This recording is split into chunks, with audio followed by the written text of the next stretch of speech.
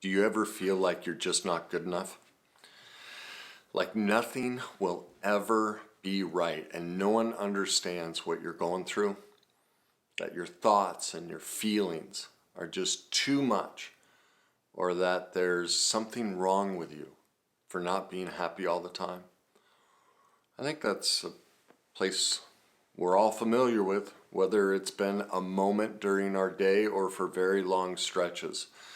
And while I know it may feel like it's an incredibly hopeless situation when you're stuck there, in today's video, I'm going to share with you some coping strategies that will help you. Whether you're stuck in that position right now of feeling like nobody gets you, nobody understands you, and maybe you don't even understand yourself, and there's a ton of self-loathing and shame, and just even you've turned those fears of other people rejecting you and now you're rejecting yourself. I'm going to give you some skills and tools that'll help you turn that around and help you get out of that place if you're stuck there. The first thing to recognize is if you're stuck in that place, it's not your fault. You're not to blame. You didn't do anything wrong. It's natural. It's part of being human that just sometimes life is just hard. And we don't have all the answers and we can't control everything. And because we don't have the answers and we can't control it doesn't mean we're bad or defective.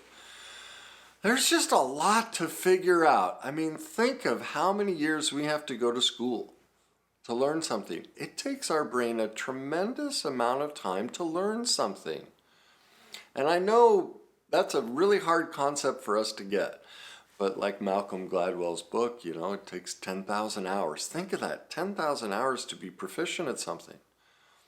Look at professional athletes. They spend decades practicing over and over and over and over and over.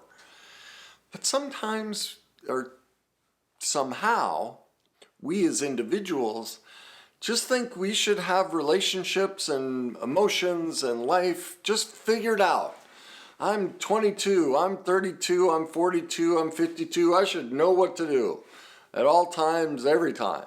Well, I think that's asking a lot of ourselves. So the first suggestion is give yourself a break. Give yourself a little bit of grace and recognize that life is incredibly complicated. There are a tremendous amount of skills and tools we need to learn to be able to navigate life. The other thing to recognize is whatever you're shaming yourself or loathing or hating yourself for, in that moment, while you may have thought about exactly what to do, if you couldn't get yourself to do it, it means you weren't ready to do it. You were exercising the greatest level of skill you had at that time. And that is the process of change. People think that once we hear new information, we should just instantly be able to incorporate it. Or, you know, someone shows us how to hit a tennis ball. Well, I should just know how to do it. Well, no, it takes time. And so when it comes to behaviors, there's a process to change. In general, one, we learn. Oh, there's a new way to do it. Then what happens is we go out, we get in a situation, we don't even think about it. We screw up, and then after the situation we go, oh shoot, I forgot I was supposed to do this. We do that several times. Think about it. How many times have you done that? Where you go, oh gosh, I was supposed to, why didn't I think of that? Then what happens, the next stage of development is in the moment, it pops in our head, but we're too afraid to do it. And so we do that several times. And then, of course, what do? Beat ourselves up of, oh gosh, why didn't I do it? I'm afraid. Then the next step is we think about it. We usually will do some sort of diversionary half step that is kind of like it, but not the full process. And it still doesn't work, and we beat ourselves up.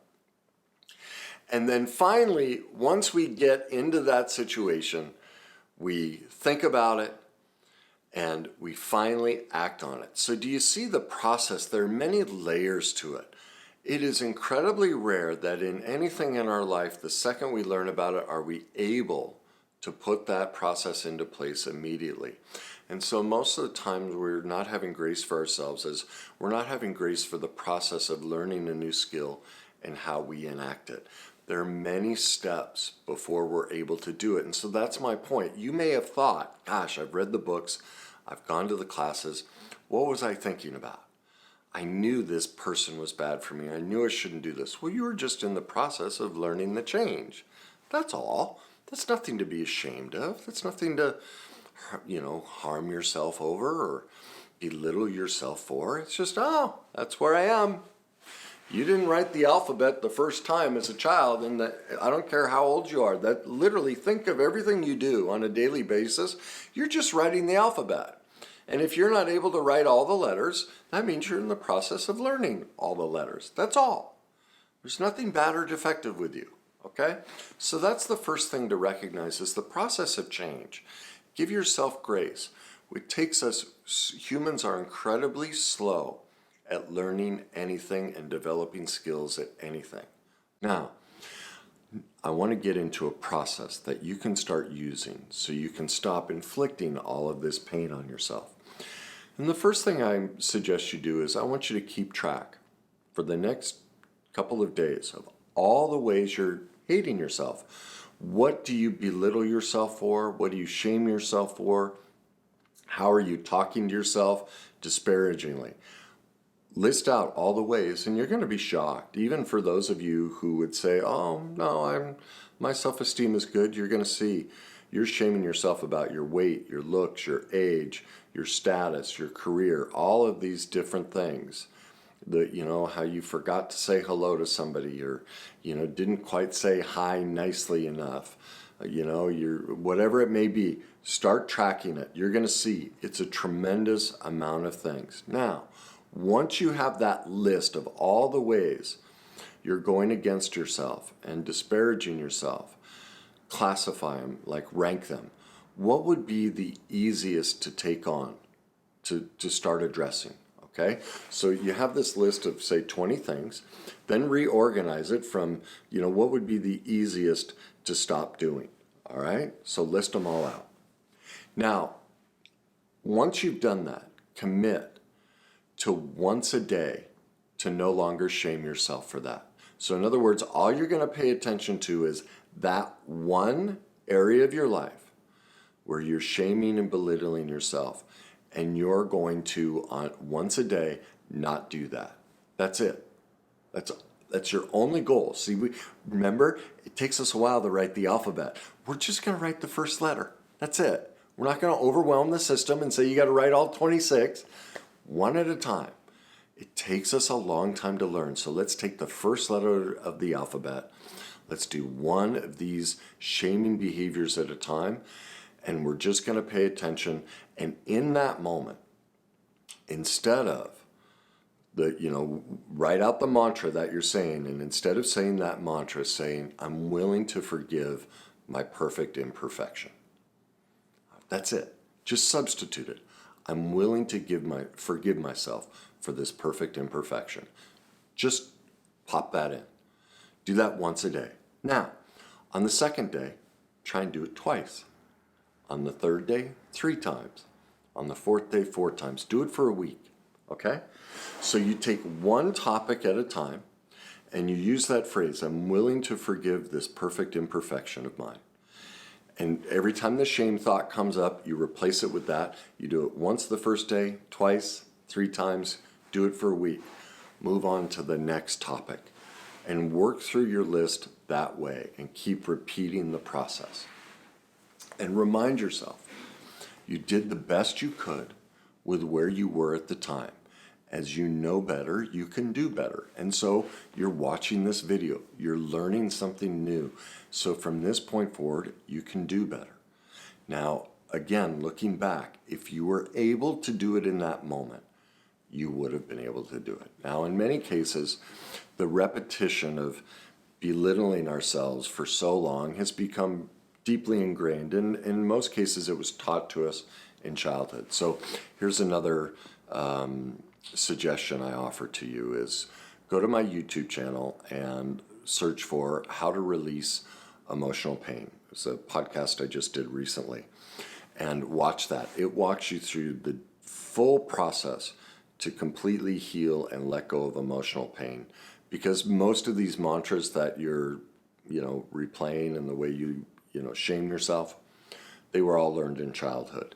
And so this will give you the process to heal that. The other suggestion I have is that you go to my website, www.thegreatnessuniversity.com, and you go to the area that says free content, and you download 10 simple steps to heal emotional pain. This gives you the written process that you'll find in the video. And if you'd like, subscribe to the website. There's a ton of free videos, free articles, and free content for you to download, and exercises to help you navigate all of these perfect imperfections that we all have and heal. So there you go. Remember, go to YouTube and download How to Release Emotional Pain. Go to my website, www.thegreatnessuniversity.com, and download the free 10 Simple Steps to Heal Emotional Pain. And those two together will give you the deeper process to navigate this so you can start accepting and loving your perfect imperfections. If you know someone in your life who's struggling with this, please share it with them. Please share your comments with me of how this helped you. And as always, just enjoy the journey.